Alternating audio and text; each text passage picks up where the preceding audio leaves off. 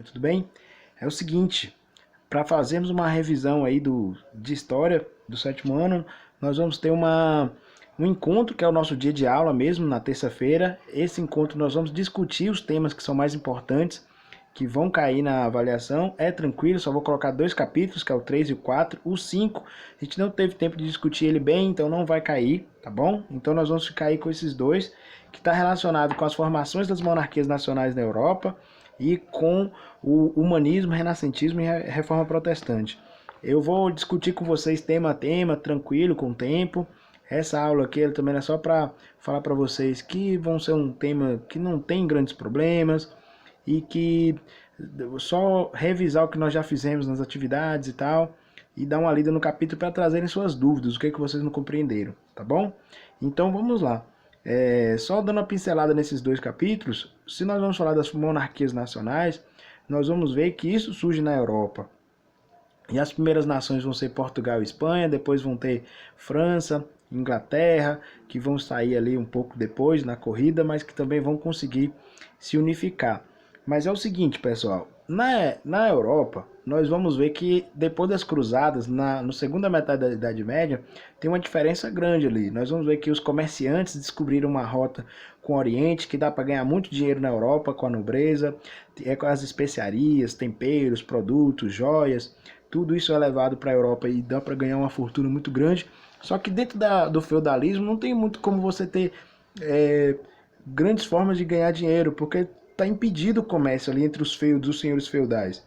E as vilas elas têm que pagar altíssimos impostos. Então, para elas conseguirem aquelas vilas de burgueses que são cercadas por muralhas, os burgos, então quem vive lá dentro dos comerciantes, a burguesia, para a burguesia conseguir ter mais poder, ela vai precisar da ajuda do rei.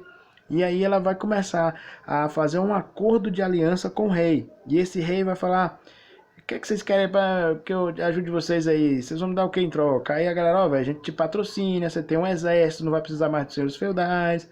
E aí você reconstrói estradas, unifica os impostos, tabelas, os pesos e medidas. E aí você facilita pra gente. Aí o rei, beleza.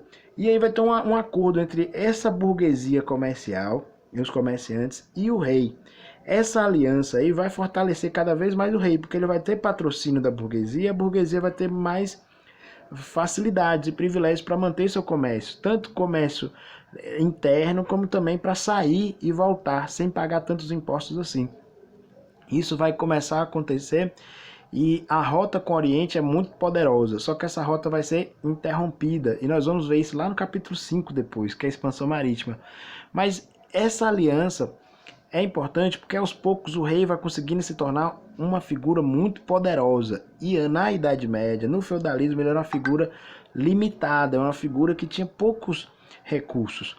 Então isso é importante a gente perceber, que é a origem da monarquia nacional. E quando eu falo de monarquia, quer dizer que é um rei, o poder de um só. Um rei que vai governar sempre. No feudalismo existia o monarca? Sim, só que o poder é dividido com os seus vassalos, com seus senhores feudais. Já na Idade Moderna, nós vamos ter a monarquia nacional como uma figura que não precisa mais dos seus nobres, dos seus reinos para ter um exército, para ter proteção. Agora ele tem um exército próprio com apoio da burguesia. Então a monarquia nacional ela dá uma identidade para um país. Por exemplo, a França vai se unificar, vai se entender agora como uma nação em torno do rei.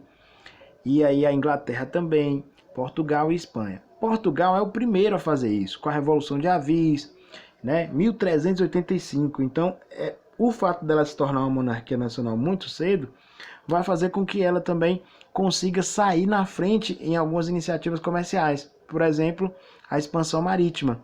Ela quer chegar nas Índias, lá no sudeste da Ásia, contornando o continente africano. Só um país que consegue financiar com o poder do rei essa expedição é que vai conseguir. Então Portugal é o primeiro que consegue. Olha só a diferença tão grande assim de uma monarquia nacional, como ela é significativa. E depois vai vir a Espanha também com Cristóvão Colombo, mas todos esses países eles têm que ter um país bem identitário, com uma monarquia forte para poder fazer. Então é a superação do feudalismo para o outro modo, que é o modo mercantilista. Isso aí é a base do capítulo 5. Nós vamos discutir, do capítulo 3, desculpe, nós vamos discutir bem isso na revisão. Aí nós vamos ter também o capítulo 4, que vai falar sobre humanismo, renascimento e reforma protestante.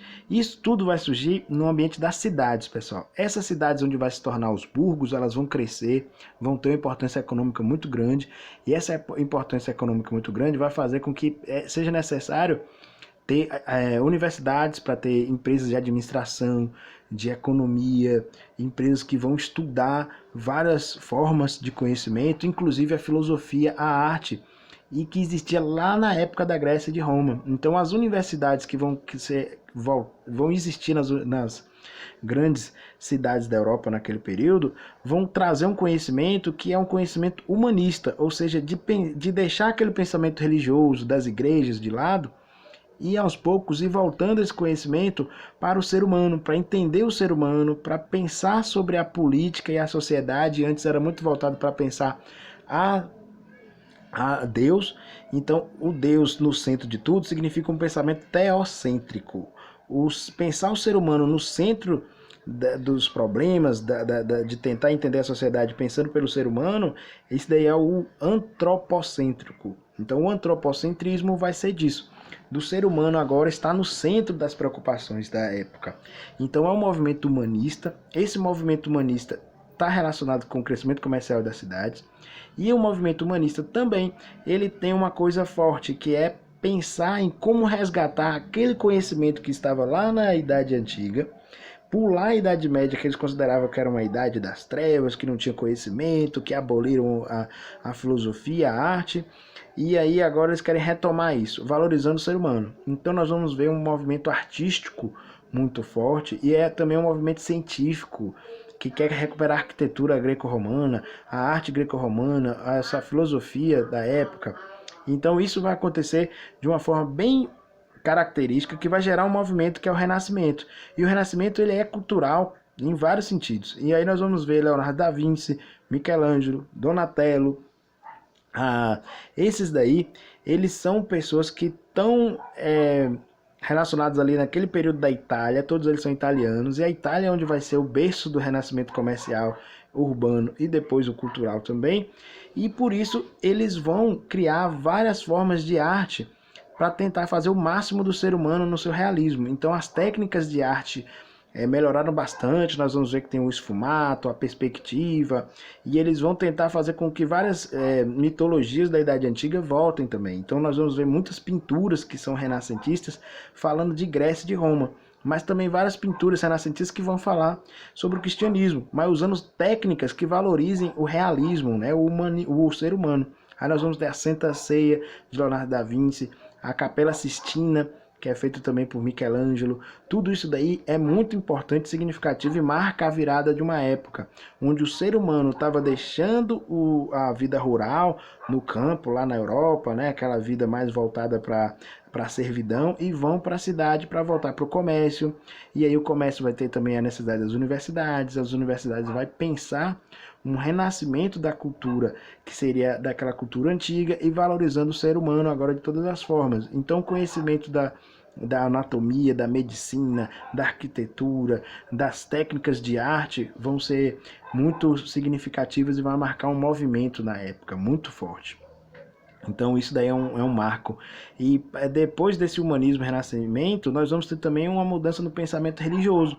A religião estava na Idade Média como inquestionável, só que ela passa a ser questionada por muitos movimentos, inclusive dentro da própria igreja. É o caso de Lutero, que vai ser um monge, e esse monge Lutero, ele vai questionar várias práticas na igreja que ninguém questionava, mas que ele achava errado. E aí essas críticas vão ser chamadas de 95 teses que ele vai colar na porta da igreja, querendo que a igreja mude as práticas. A igreja não muda, persegue ele, mas ele é protegido pela nobreza da Alemanha, e ele consegue sobreviver e escrever a Bíblia em outro idioma, coisa que era proibido, que escreve em alemão. E aí na época só tinha o latim e pouquíssimas pessoas tinham acesso à Bíblia. Ele defendia que todo mundo tinha que ler a Bíblia, conhecer a Bíblia, porque muita coisa que estava ali não era prática da época. Então, esse movimento vai ser chamado de movimento protestante. E depois de Lutero, nós vamos ter Calvino na Suíça, Lutero da Alemanha, e depois vai ter na Inglaterra o movimento anglicano, que é outra igreja também, que é do rei Henrique VIII, que vai brigar com o Papa na época, porque ele queria se separar e não poderia. E aí ele acaba tendo um conflito muito grande e cria uma igreja própria para a Inglaterra. Isso daí entra no movimento protestante também, vão ser muitos conflitos que vão ter em toda a Europa. É uma insatisfação na época que existia pela igreja, pelos abusos de autoridade da igreja. E aí esse movimento protestante vai gerar uma contra-reforma da igreja, que ao invés de ouvir e tentar se reformar, ela vai reafirmar seus dogmas e vai perseguir as pessoas que não queriam mudar, né, o seu pensamento crítico e aceitar a visão da igreja. Então aí vai ser a Inquisição, pessoas que vão ser perseguidas, presas, julgadas e condenadas, algumas delas até à morte, inclusive, por ir contra o pensamento da igreja. Então vai ser um movimento também muito forte que vai ter ali a partir de 1500, é chamado movimento protestante. Isso vai fazer com que muitas pessoas fujam da Europa e venham para a América, com medo de serem perseguidas e de serem mortas por essas brigas religiosas. Então havia ali pelo menos 3 religiões muito grandes, 4 religiões entrando em conflito. Então é uma briga gigantesca desse movimento que tem aí, que é o movimento protestante, tá certo, galera? Então basicamente nós vamos ter esses 2 capítulos para fazer a discussão, e na revisão mesmo, na aula, nós vamos lá, levem os livros, levem as dúvidas e vamos fazer essa revisão bem detalhada, tá bom? Valeu, galera, um abraço, até mais.